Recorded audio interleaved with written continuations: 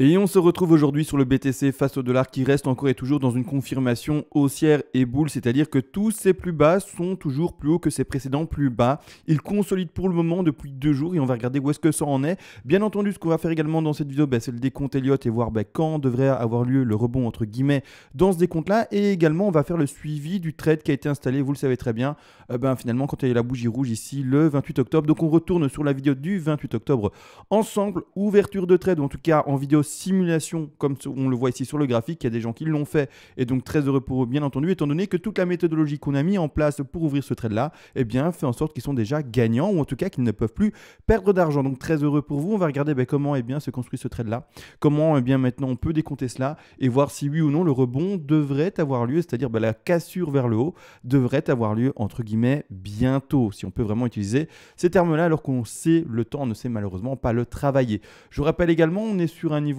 où, et d'ailleurs je vais changer de graphique pour le montrer, on est sur un niveau où une énorme résistance horizontale. Cette énorme résistance horizontale, elle est visible et voilà, tout le monde la voit, c'est-à-dire que c'est le top ici. Et maintenant, pour le moment, on a fait un double top aux alentours du coup des 13 895 $ sur les prix de Bitstamp. Attention, je rappelle, les prix Bitstamp et d'autres échanges, Coinbase ou peu importe d'autres, n'ont pas forcément la même valeur. C'est-à-dire que ça peut fluctuer de quelques dollars selon l'échange et donc c'est-à-dire selon le graphique que vous avez devant les yeux. Là-dessus, rien de compliqué.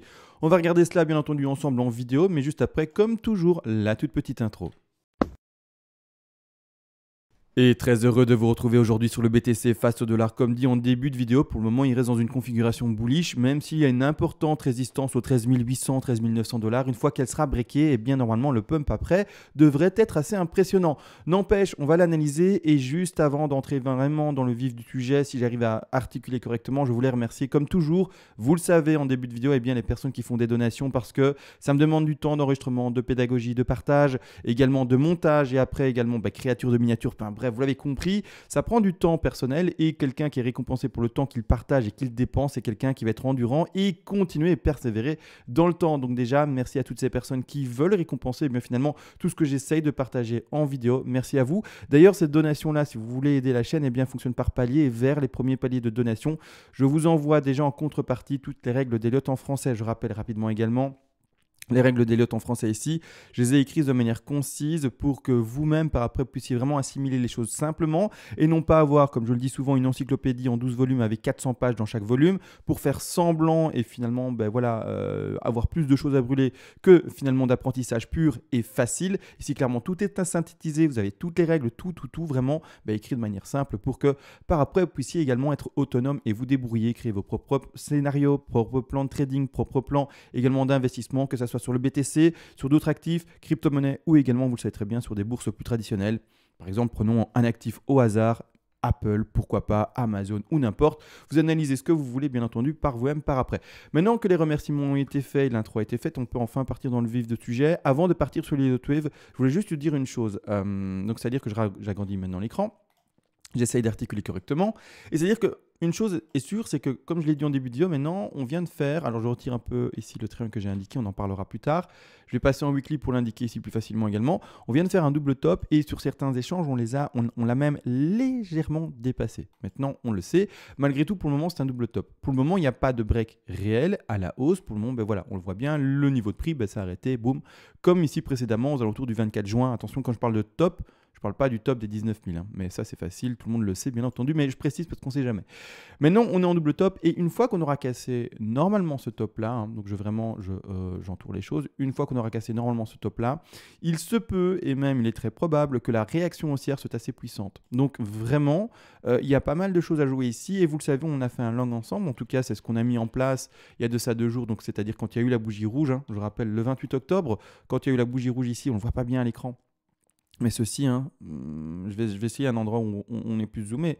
Mais ici, au moment en fait, où on a la bougie rouge, on installe le trade haussier. Et pour le moment, qu'est-ce qui se passe? On est en train de consolider. C'est-à-dire que là, quand on passe sur le graphique un peu plus complet, qu'on repasse non plus en weekly, mais en 4 heures, on est en train de consolider. C'est-à-dire que voilà, on cherche pour le moment le bas de la 4 et on essaie de savoir si le break va arriver tout bientôt ou si au contraire, il va tarder un peu.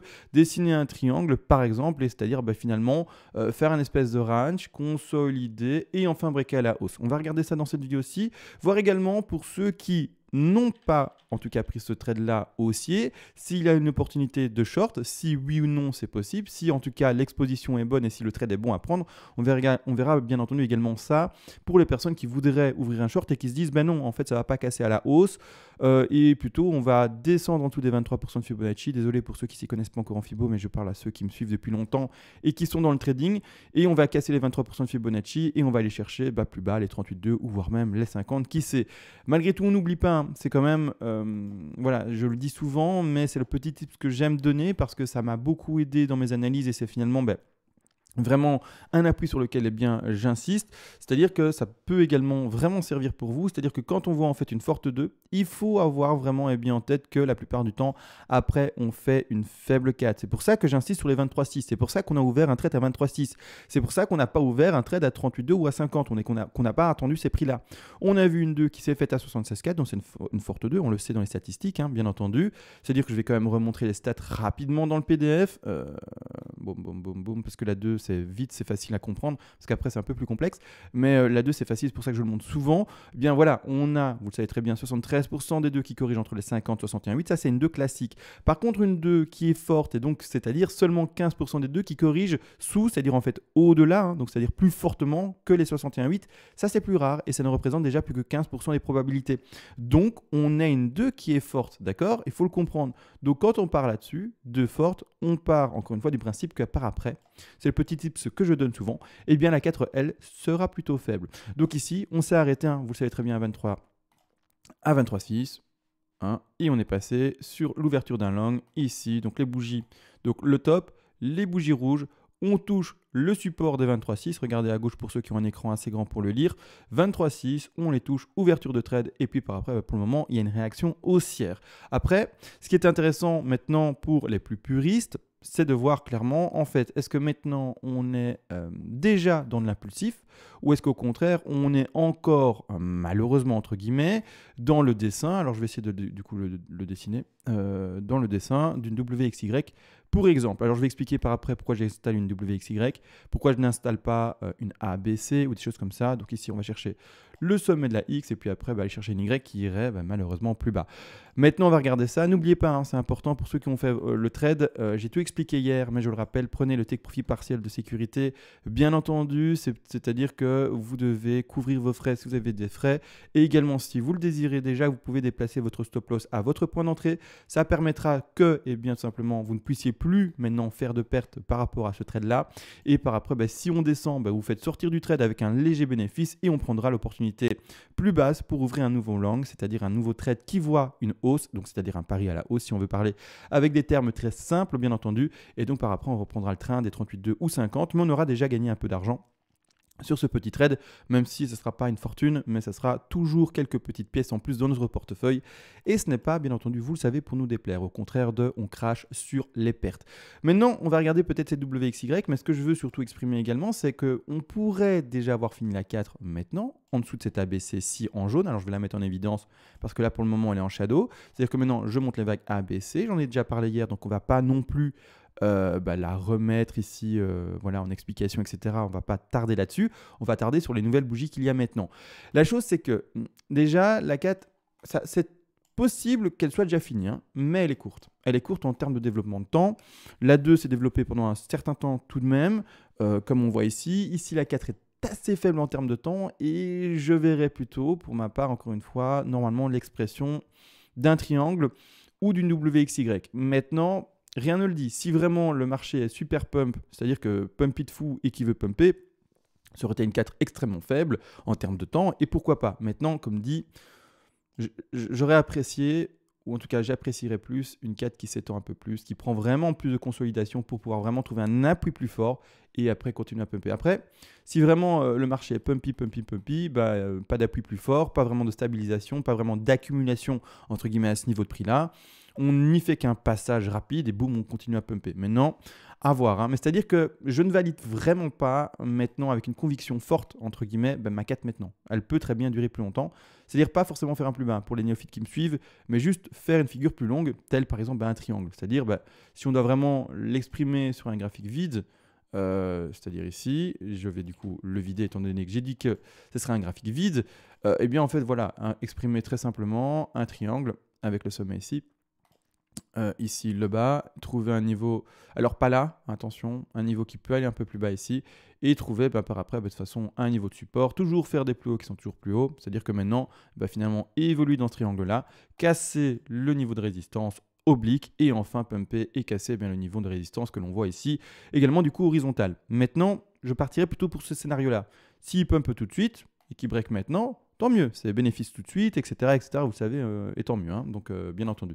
Malgré tout, c'est-à-dire que là, il y a une question qui se pose. C'est-à-dire que, est-ce qu'on est dans une A que l'on voit ici, d'ailleurs la racine a été déplacée sans faire exprès, dans une A, une B et une C, que je vais maintenant mettre en évidence, ici, d'accord, A, B, C, avec ici une ending diagonale qui est difficilement lisible, comme on le voit ici en 4 heures, mais c'est-à-dire que là, je zoome, hein, désolé, hein. Ce qu'on voit là maintenant, c'est vraiment du tout petit, hein, il faut le savoir. Hein. C'est-à-dire ici, une ending diagonale, et puis par après, malheureusement, on retrace déjà.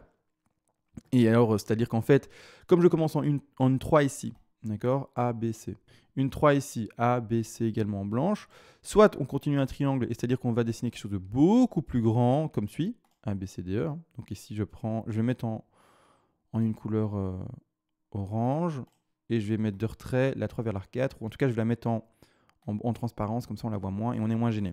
Vraiment, on parle vraiment de ceci, de ces sous-vagues-ci, etc. Je mets en retrait ce dont on parle le moins. C'est-à-dire qu'on partirait sur, et je vais mettre le trait en épais, sur une racine, le bas d'une A, le sommet d'une B, on va chercher le bas d'une C, on va chercher le haut d'une D, on va chercher le bas d'une E, boum. Là, on finit le triangle, donc je viens de dessiner quoi? Je viens de dessiner, vous l'avez compris, hein, ceci, hein, le triangle, la résistance horizontale oblique basse et la résistance oblique haute. Par après, on fait cette figure-là sans jamais de nouveau faire de plus bas, hein, donc c'est-à-dire des plus bas qui seront toujours plus hauts par rapport, on le voit, hein, par rapport à leur précédent plus bas, d'accord, toujours plus haut, où on a vraiment cette tendance haussière indiquée. Maintenant, ça serait parfait. Ça serait une belle consolidation pour une 4, ce serait vraiment parfait de lire ça. Maintenant, comme dit, si on pète tout de suite, tant mieux.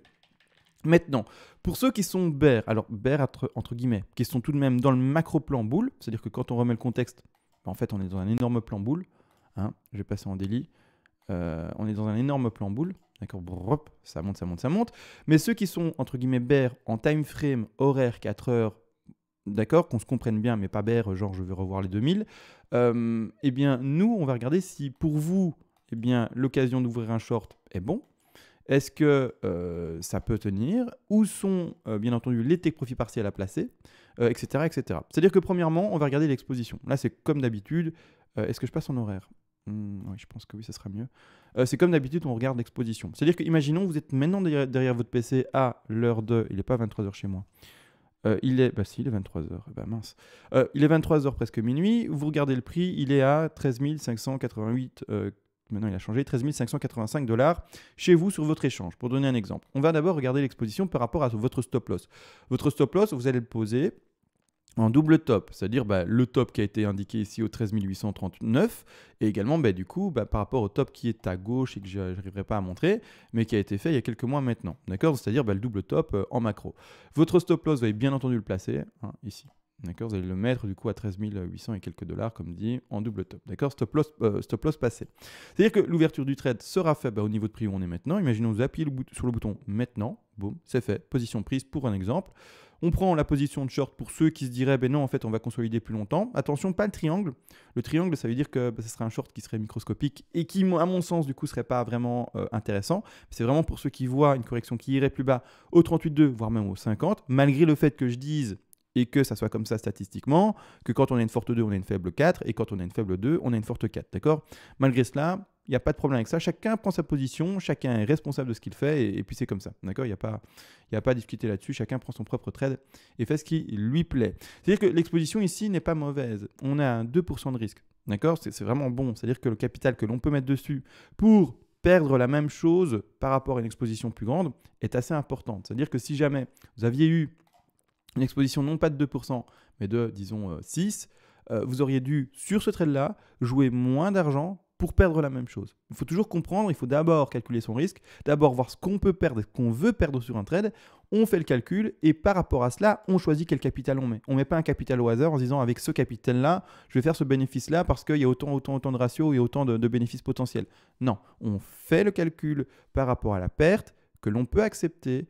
On place son trade par rapport à cette perte-là, on place son stop loss par rapport à cette perte-là, on calcule ce capital par rapport du coup à cette perte-là, et puis ensuite on voit finalement le bénéfice possible qui en découle. Mais autrement, ce n'est que le risk management et non pas, on ne se trompe pas, le bénéfice management. D'accord ? Il faut faire attention à ça. On fait d'abord le risk management. Alors, et puis même le bénéfice management, ça n'existe pas. C'est le risque et puis c'est tout. On essaie d'avoir un minimum de pertes et les bénéfices qui s'engrosent, tant mieux. C'est-à-dire que ici, une exposition de 2%, c'est déjà très bien. C'est déjà très bien, c'est propre. C'est vraiment propre pour l'exposition. Mais vous allez me dire, mais du coup, les objectifs baissiers, ce sont lesquels? Donc, stop loss ici. Mais du coup, on va regarder ça ensemble. Premièrement, un TP à placer d'office à 23,6. Vous mettez un TP, c'est-à-dire que vous passez à la vente. Donc, je mettais un rectangle rouge. Je bouge beaucoup mon écran, mais c'est pas grave. On se comprend. Donc tant mieux. Vous passez en short, je vais retirer les autres TP. On ne parle pas de cela. Les TP du long, on n'en parle pas. Vous ouvrez un short potentiel, d'accord, ici, au moment où je vous parle, d'accord, par exemple. Votre TP, pour ceux qui veulent faire ça, hein. Maintenant, si vous êtes en long, tant mieux. Hein. En tout cas, moi, personnellement, c'est plutôt la position que j'ai de long, hein, mais ceux qui veulent jouer un short, je l'exprime, comme ça je vous suis également. C'est-à-dire que maintenant, clairement, le premier TP a placé à 23,6. Hein. C'est-à-dire au prix ici des 13 000, c'est même un peu moins, c'est 12 900. 12 900. Je vais être plus précis et je vais regarder ça avec le Fibo en fait. Et je suis en horaire, c'est normal, j'ai un peu du mal en fait. Voilà, hop, on place comme suit. C'est-à-dire que les TP vont devoir être les suivants. Hop, je passe mon Fibo. Comme suit. Donc on place un TP à 23,6. Il y est, c'est bien. Vous voyez ici 23,6 TP1. On place ensuite un deuxième TP à 38,2. Le bug ici, ça m'énerve. Hein. TradingView parfois, il en fait des siennes. Il en fait qu'à sa tête. Et ici, on met un troisième TP à 50. Maintenant, comme dit, hein, on peut y aller, mais c'est pas du tout ce que je privilégie. Mais encore une fois, les statistiques parfois se font avoir et parfois, c'est pas ce qui se passe. Malgré tout, ici, le premier TP s'indique ici tout simplement aux alentours des 12 900 $. 13 000 $ si on veut arrondir au chiffre au-dessus. Non, même pas en fait. Oui, c'est ça, 12 978 $. Premier TP à prendre. On aura du coup ici un ratio de 2,23. C'est pas mauvais. C'est déjà au-dessus de 1. Au-dessus de 1, c'est bien. D'accord? Donc ici, on a 2,23. Pour le premier TP, c'est bien. Maintenant, deuxième TP à placer, on a un ratio à, ici plus précisément, que je regarde 4,18. On lit ça ici, d'accord? Et ici, le dernier ratio s'installe ici, comme on le voit, à 5,78. Donc, le ratio n'est pas mauvais. Maintenant, je rappelle, le chiffre que l'on lit ici, 5,78, c'est dans le cas, par exemple, où vous passez en short, c'est-à-dire passer à la vente, aux traders. Je parle aux traders, pas les investisseurs. Ne vendez pas vos vrais BTC, d'accord? Attention à ça. Je parle à gens qui font, par exemple, du trading avec des leviers, pour donner un exemple. Vous n'êtes pas obligé d'utiliser de levier, hein, n'empêche. Mais également qui ont par exemple des BTC à crédit, voire même surtout ça. C'est-à-dire que clairement, si vous avez des vrais BTC dans un petit portefeuille et que vous demandez c'est quoi un stop loss, etc., ce n'est pas à vous que je parle. Voilà, petit disclaimer dit, petite précaution dite. Bien entendu, parce qu'il y en a beaucoup qui ne savent pas de quoi je parle et du coup, en fait, ils pensent qu'ils comprennent, mais ils ne comprennent rien. Et c'est pas pour être méchant, hein, mais c'est vraiment, j'essaie de vous protéger en disant ça et vraiment un peu vous choquer. Ce que j'exprime ici en vidéo, c'est un trade et c'est pas des mouvements de BTC que vous avez réellement. C'est bizarre dit comme ça, mais voilà, ceux qui s'y connaissent un peu vont comprendre. Ceux qui ne s'y connaissent pas et qui se disent mais qu'est-ce qu'il dit? Des BTC qu'il n'a pas. Regardez tout simplement sur Google, renseignez-vous ce que c'est, etc. Vraiment. Et puis après, vous aurez appris des choses et ce sera tant mieux pour vous. Maintenant, tout de même, c'est-à-dire que le ratio ici qui est indiqué, je rappelle également des 5,78, ce n'est jamais le ratio ultime parce que nous, on met une stratégie ensemble pour ne pas perdre d'argent, ou en tout cas un minimum, c'est-à-dire qu'on met des TP partiels, etc. Donc des take profit partiels, pardon, donc des TP. Et c'est-à-dire qu'il faut en fait lisser ce ratio-là, d'accord? C'est-à-dire qu'en fait, ce ratio des 5,78 serait correct si on passait à la vente là, on ne prenait pas les deux, par exemple, TP intermédiaires, que le prix irait, tant mieux, hein, irait merveilleusement chercher ici les 11 998 $. Et là, boum, on clôture son trade à 100%. Là, on aurait un ratio parfait de 5,78. Mais ce n'est pas ce qu'on fait, nous. Nous, on met une stratégie en place, etc. Donc, on a un ratio qui va, lui, plutôt être entre les 2,20 et les 5 points, comme on le dit ici, les 5,78. Donc on aura un ratio peut-être de 3 ou des choses comme ça. Et encore une fois, tout dépend de où va le prix. Mais il faut faire attention à ça. Il faut faire attention et ne pas se dire, ah bah du coup le ratio est de 5,78. Non, il faut le voir plus petit, d'accord? Parce qu'on met des TP, etc. Maintenant que ça c'est dit, n'oubliez pas non plus, il faut mettre un TP de sécu. Le TP de sécu, vous le mettez un peu avant. Un peu à 23,6, il n'y a pas de Fibo avant. Mais mettez-le, que sais-je, à 13 285 ou un peu plus bas ou un peu plus haut. Mais mettez un TP de sécu, je rappelle, même si je crois que j'ai déjà fait dans cette vidéo-ci, c'est pour couvrir vos frais, d'accord? Si vous avez des fundings ou des choses comme ça, vous les couvrez avec ça et voilà. Maintenant, c'est important de le faire et de respecter en tout cas la méthodologie à fond. C'est-à-dire que les personnes qui verraient la chute ici et qui se disent, ben voilà, moi j'ouvre un short, eh bien, premièrement, l'expo n'est pas mauvaise, etc. Donc, il n'y a pas de souci avec ça pour moi. Tant que le risk management est bon, vous faites un long ou un short si vous voulez. Malgré tout, vous allez devoir, en tout cas dans la configuration que je lis pour le moment, eh bien, voir le décompte dans une WXY. C'est-à-dire que, non pas une ABC, pourquoi? Parce que pour le moment, hein, je dis, hein, pour le moment, parce qu'à l'écran, la bougie pour moi, à l'heure à laquelle je suis, s'est arrêtée à 13 671 $. Donc, pour le moment, le rebond qu'il y a eu n'a pas été chercher les 90% de Fibonacci. D'accord? On est en dessous. Hein, si je zoome dessus, que je mets un peu en retrait tout cela parce que on ne voit plus rien finalement à l'écran, on est bel et bien en dessous des 80, des 90, donc la ligne bleue. Et donc, on n'est pas, pour moi, bien dans une flat. Parce que comme on descend en 3, on rebondit en 3. La seule solution, c'est soit un triangle que j'ai déjà montré en début de vidéo, consolidation et rebondit vers la 4, ou alors une WXY. La WXY, elle, sauf si durant la nuit, on ne sait pas, il y a une petite bougie qui va chercher les 90. Alors là, flat peut-être.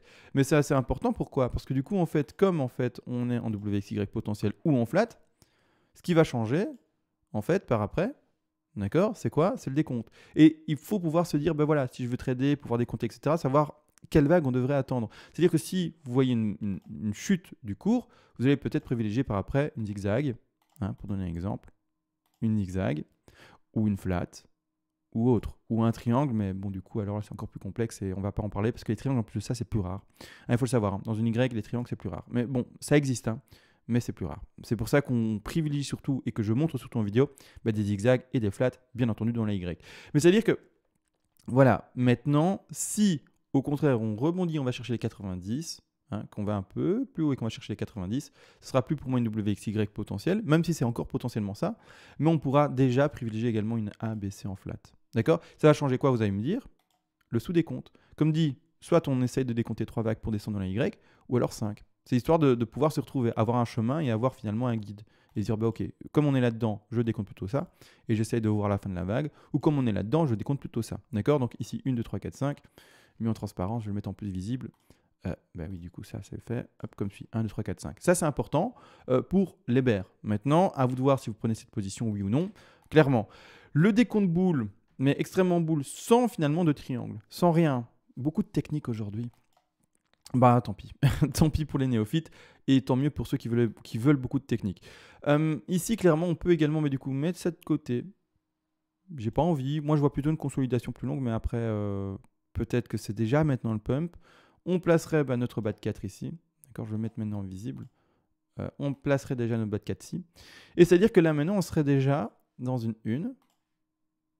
Je vais mettre ça en blanc. Dans une 1, le bas d'une 2, on irait chercher une grande 3, 4 et 5. Alors vous allez me dire, mais ce truc rikiki, c'est quoi? En fait, soit c'est la ending diagonale de la ABC, soit c'est une leading diagonale. Alors, je vous le dis, je ne vais pas m'amuser, je ne fais plus ça. C'est des choses que j'ai arrêtées, ça me prend trop de temps, c'est chronophage à fond, et je vous le dis, j'ai plus le temps. C'est très simple. Vous le savez, pour beaucoup, j'ai un petit bout en plus à la maison, et je ne peux pas me permettre tout simplement de commencer à être chronophage à ce point-là, pour ne pas avoir de résultats vraiment plus significatifs sur mes trades, tout simplement. C'est-à-dire que le trade est ouvert, par exemple, ça ne va rien changer pour moi d'être en quart d'heure ou quoi. Je fais mon risque management bien fait, le trade se passe bien, tant mieux, le trade se passe pas bien, voilà, j'aurais fait un peu de bénéfice, pas de perte, et tant mieux pour moi, et c'est comme ça qu'on continue à avancer. C'est-à-dire que ceux qui veulent faire le travail en quart d'heure et essayer d'identifier ceci, soit comme une, donc je parle bien de ces dernières vagues-là, je vais l'entourer comme ça, vous voyez bien la portion dont je parle, cette portion-là, d'accord? Donc depuis le 30 octobre jusque le 30 octobre, en fait aujourd'hui, et bien clairement, je ne sais pas et je ne vais pas m'amuser à aller en quart d'heure pour identifier ça comme une ending ou tout simplement également une leading diagonale. C'est juste un manque de temps, hein. Pour ma part, c'est juste un manque de temps. C'est-à-dire qu'en fait, on pourrait très bien être dans une 2, un remonte 3, 4 et 5. Je regarde juste que les racines sont bonnes. Ouais. En horaire, je vais essayer de vérifier.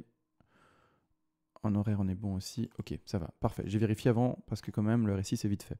C'est-à-dire que là, maintenant, en fait, on est peut-être dans le fait d'aller chercher une 3, 4 et 5. Vous allez me dire, mais du coup, ça, c'est quoi? Ben, je vais vous le montrer. C'est-à-dire qu'en fait, on est peut-être dans un sous-sous-décompte de la 2 vers la 3 ici. Je vais mettre du coup ce sous-décompte en jaune. D'accord? Je vais mettre en fin. Et je vais mettre son degré plus tard plus petit. C'est-à-dire qu'on est peut-être dans une 1, un retracement de 2, petit, 3, 4 et 5. D'accord? Des sous-vagues ici, 3, 4 et 5.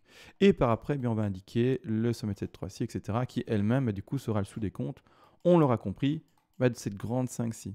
Bon, voilà. Maintenant, il y a beaucoup de vagues. On ne va pas s'amuser à toutes les voir, sinon, comme d'habitude, je vais en perdre beaucoup. Je vais rester sur des vagues qui sont pour le moment à travailler. Et plus tard, quand les choses vont se confirmer, je vais dézoomer et parler de toutes les autres vagues, etc. D'accord? Maintenant, du coup, on a vu le potentiel plan bear que je ne vais pas privilégier, ou en tout cas, je ne suis pas dedans. Je vais à chaque fois qu'il y a des bougies rouges, essayer de choper un long pour ma part. En tout cas, la prochaine fois que je vais tester des shorts, eh bien, ça sera uniquement quand le plan boule sera invalidé. Pour le moment, il n'y a aucune invalidation de celui-ci, donc je reste bien entendu sur maintenant eh bien, des opportunités de prise de trade à la hausse et non pas à la baisse. Est-ce qu'il faut que j'ajoute quelque chose durant cette vidéo? Si, comme toujours, je rabâche pour les investisseurs. Si vous êtes un nouveau sur la chaîne et que vous n'avez jamais vu la vidéo jusqu'au bout, je vous invite à rester. Tous les autres qui s'y connaissent et qui savent que je vais rabâcher les 3 profils, etc., vous pouvez y aller. Je souhaite tous une bonne soirée. Malgré tout, les investisseurs qui ont réussi à rester jusqu'au bout de la vidéo, malgré toute la complexité de trading que je viens d'expliquer, les décomptes, et enfin bref, tout ce charabia. Premièrement, je vais vous expliquer juste comment investir. Parce qu'il y a beaucoup de personnes qui font eh bien, cette erreur, c'est-à-dire qu'elles achètent par exemple du BTC et elles l'achètent en un coup. Elles se disent un jour, parce que le prix monte fortement et qu'en fait, du coup, ça FOMO, c'est-à-dire avoir peur de louper le train, le mouvement, et de se dire si j'achète pas maintenant, le BTC ne reviendra jamais à ce prix-là, ils vont acheter du coup à 100% à un seul prix. C'est-à-dire que par exemple, elles vont rentrer maintenant à 13 579 $, vont acheter pour leur capital total d'investissement en un seul coup, et malheureusement, c'est ce que la plupart des gens font, et c'est la plus grosse erreur qu'il puisse y avoir, en tout cas pour un investisseur quand il veut rentrer dans un marché. C'est-à-dire qu'elle ne va pas lisser son prix d'achat, elle va acheter un coup maintenant à 13 000, et si le cours ne fait pas ceci parce que, point, elle ne le fait pas, et qu'au contraire, le cours nous fait ceci, et la personne aura acheté un top d'un seul coup sec avec, par exemple, ses 10 000 € de capital, et puis après, elle va voir son capital doucement diminuer du coup par rapport à son investissement. Elle va se dire, mince, si j'avais su, j'aurais acheté plus bas. D'accord? Maintenant, si ça monte, tant mieux pour elle, jackpot. Mais si ce n'est pas le cas, c'est ça le truc. Et comme, en fait, on a cette maturité de se dire, on ne sait pas lire l'avenir, on peut essayer de créer des plans de trading, faire des scénarios, etc. Mais il faut avoir cette maturité de se dire, à tout moment, ça ne fait pas du tout ce qu'on a prévu et ce n'est pas un souci. C'est de la maturité et c'est ce qu'il faut pouvoir se dire. Maintenant, clairement, je vous invite, pour investir correctement, à acheter par palier. Le profil le plus simple pour vous, c'est l'achat par palier de temps. D'accord? C'est-à-dire, vous allez me dire, comment ça? C'est-à-dire que vous allez vous dire, je vais acheter tous les mois un peu de BTC. Je vais acheter toutes les 2 semaines. Je vais acheter tous les 2 mois. Vous choisissez l'intervalle. Mais c'est très important. Soit, par exemple, le BTC va nous faire ça. Va pumper. C'est-à-dire, vous allez acheter peut-être un peu maintenant. On va partir du principe que vous commencez la stratégie maintenant. Vous achetez un peu maintenant à 13 000. 13 500. Puis, en fait, on dit, on a dessiné le futur. On part du principe que le futur, c'est le BTC pump et monte. Vous allez acheter un peu dans un mois, acheter un peu dans un mois, acheter un peu dans un mois, et vous allez avec le cours qui monte. Psychologiquement, ce n'est pas un problème, parce que chaque fois que vous allez rentrer dans le marché, eh bien, même si vous allez vous dire, mince, je ne suis pas rentré avant et j'aurais pu gagner chaque fois plus, le portefeuille, il ne dégrossit pas. D'accord? Le portefeuille, si vous voulez, il sera toujours et que dans le vert. D'accord? C'est-à-dire que même si vous achetez un peu plus tard, etc., ça sera que du bénéfice tout le temps. Et vous n'allez pas avoir cette espèce de morale qui va descendre en vous disant « Ah, mais il est dans le rouge ». Non, ça ne peut pas se passer, parce que si on est vraiment dans un scénario boule, eh bien, vous aurez tout le temps votre portefeuille dans le vert. Même si c'est vrai, ça aurait été plus opportun d'acheter à 100% là. Mais encore une fois, comme on ne sait pas, c'est la meilleure des stratégies. Donc, vous n'aurez pas le prix d'entrée parfait, mais vous aurez un prix du coup moyen un peu plus élevé que ce prix d'entrée parfait-ci. D'accord? Si le cours devait monter, bien entendu. Mais psychologiquement, tout est facile à tenir. Alors que, imaginez le contraire. Vous achetez à 100% et que ça chute. Là, psychologiquement, ça devient difficile. Ça, bien entendu. Maintenant également, du coup, en fait, le cours, on part du principe qu'il ne pump pas. mais que maintenant on lit l'avenir et qu'en fait, c'est même pas qu'on lit l'avenir, mais qu'il va nous dessiner ça. D'accord, on prend les deux scénarios. À ce moment-là, vous allez acheter également par palier. Vous aurez acheté un peu là. Mais là, par contre, vous n'avez toujours pas tout investi, c'est très important, au moins 10 paliers, au moins 10 paliers, pas moins, au moins 10. Et ensuite, vous allez acheter un peu là, et vous allez dire, mais tant mieux que j'ai attendu d'acheter, parce qu'en fait, j'ai pas tout acheté en haut et je ne me suis pas fait pigeonner. Et le cours continue à descendre, vous continuez à acheter un peu tous les mois. Un peu tous les mois, d'accord? Le cours descend. Et à chaque fois, vous allez dire, mais tant mieux que j'ai gardé, ça descend. Et psychologiquement, ça va aussi. Au contraire de, comme j'ai dit, si vous aviez acheté 100% là, si ça chutait, bah mince, d'accord? Et là, psychologiquement, c'est dur à tenir. Donc ça, c'est important de comprendre. C'est le profil le plus intéressant, en tout cas pour un néophyte. Maintenant, également, vous pouvez faire de l'investissement toujours par palier, mais alors là, sous confirmation bullish, c'est-à-dire chaque fois que vous avez un signe boule qui vous dit, ben voilà, le marché passe boule. Le marché passe boule avec ce signal-là. Le marché passe boule avec cet autre signal-là. À chaque fois, vous allez acheter également un peu de BTC. C'est-à-dire les cassures de résistance horizontale, les cassures de résistance oblique, vous passez par exemple à chaque fois à l'achat. D'accord? À un palier toujours, jamais à fond. Ou également d'autres oscillateurs, d'autres, je ne sais pas, Ishimoku, ou alors également moyenne mobile, comme souvent je le dis avec les Golden Cross ou des choses comme ça. N'importe quel indicateur que vous puissiez utiliser, qui est pour vous finalement tangible et a son importance pour vous dans vos analyses, vous allez passer à l'achat sur une identification d'un marché boule potentiel. Ça, c'est le deuxième profil, entre guillemets, pour pouvoir entrer dans le marché. Celui qui, et je précise, veut rentrer dans le marché, mais seulement sur des bougies rouges, c'est-à-dire qu'il se dit, je ne veux pas, et ça c'est le troisième profil, je ne veux pas acheter les phases de pump. Je ne veux pas acheter les phases de pump. Je ne veux pas, et je vais le répéter une troisième fois, acheter les phases de pump. Ce qui est tout à fait normal. C'est tout à fait normal. Je préfère acheter les phases de dump. Je préfère acheter potentiellement la phase de dump. Je préfère potentiellement acheter la phase de dump. D'accord? Tout à fait normal parce que du coup, il aura un prix à la baisse, etc. Il aura le prix le plus intéressant. Vaut mieux acheter quelque chose qui est en solde plutôt que quelque chose qui est surévalué. D'accord? C'est toujours la même chose. Voilà, l'analogie est parfaite. Malgré tout, malheureusement, si on est en marché boule, et que le marché ne fait que monter, la personne va difficilement rentrer dans le marché parce qu'elle va acheter les petits retracements, à chaque fois par petits paliers, mais jamais très fortement. Et donc, finalement, elle va monter avec le cours sans vraiment rentrer de manière agressive dedans et va attendre un marché qui corrige fortement. Ça, il faut comprendre une chose, c'est que les personnes qui, et c'est pour ça que je le fais souvent en vidéo moi, bien entendu, parce que c'est le profil pour entrer dans le marché qui est le plus proche, entre guillemets, du profil de trader. Alors que c'est un investisseur ne fait qu'acheter, d'accord? Il revend plus tard, d'ici quelques années, ou alors également quand il a son objectif de ratio atteint. Par exemple, il se dit, dans cet investissement-là, je revends quand j'ai fait 200%. Voilà, il revend quand il est à 200%, que ce soit dans 2 jours ou également dans 2 ans. Ça, c'est une question de ratio et de retour sur investissement. Ou alors, il attend, il se dit, voilà, je crois en la technologie et moi, je vais revendre dans 15 ans parce que dans 15 ans, j'imagine que les cryptos auront été adoptés par tous et des choses comme ça, et dans 15 ans, ce sera quelque chose de fou, il revendra dans 15 ans. En tout cas, il essaye de rester bloqué pendant 15 ans. Ça, c'est un investisseur également sur du long terme. Maintenant, la personne qui va jouer avec des Fibos, etc., et c'est ce qu'on fait en vidéo parce que c'est ce qui se rapproche le plus du point de vue trading, malheureusement, si la chute ne se fait pas avoir, et ne s'effectue pas, c'est une personne qui va peut-être pas fortement rentrer dans le marché. D'accord? Ça, il faut avoir également conscience. Ce dernier profil-là, je le préconise pour des personnes qui ont plus d'investissement, qui n'ont pas que le BTC devant leurs yeux, qui ont déjà, comme je le dis souvent, je sais pas, des immeubles de rapport ou également des investissements divers, que ce soit dans la bourse traditionnelle ou autre. Il y a plein de styles d'investissement possibles. Mais si vous n'avez qu'un seul investissement qui est potentiellement le BTC, je ne vous conseille absolument pas celui-là. D'accord? Alors, je suis de plus en plus formateur, de plus en plus finalement précis dans ce que je dis parce que je remarque que malheureusement, parfois, je ne suis jamais assez complet. Maintenant, je suis de plus en plus. Mes vidéos doivent faire 40 minutes à mon avis. Mais c'est tellement important de rappeler tout ça. Et donc, je le ferai maintenant dans toutes mes vidéos. Toutes mes fins de vidéo, ça sera ça. C'est du rabâchage, par rapport, vous le savez très bien, au système d'investissement. Comme ça, c'est clair, c'est net. Et dans les années à venir, ceux qui me suivent pourront pas dire je ne savais pas comment investir, comment ci et ça. Non. Clair, net et précis. Maintenant que tout a été dit pour les dernières personnes qui m'écoutaient, qui n'ont jamais vu mes vidéos et donc jamais entendu ce passage-là, je pense que je n'ai rien à ajouter. Niveau gap, il n'y a rien. Il me semble qu'il n'y a rien de nouveau à ajouter. Voilà. On attend finalement le développement du plan. On attend plus de bougies. Pour ma part, ça devrait encore consolider. En tout cas, c'est ce à quoi je m'attendrais et pas directement un pump. Maintenant, si ça peut un peu tout de suite, tant mieux, bien entendu. Sur ce, je vous laisse. On se voit normalement à demain, s'il y a quelque chose d'assez significatif à l'écran. et bonne nuit à tous. Ciao.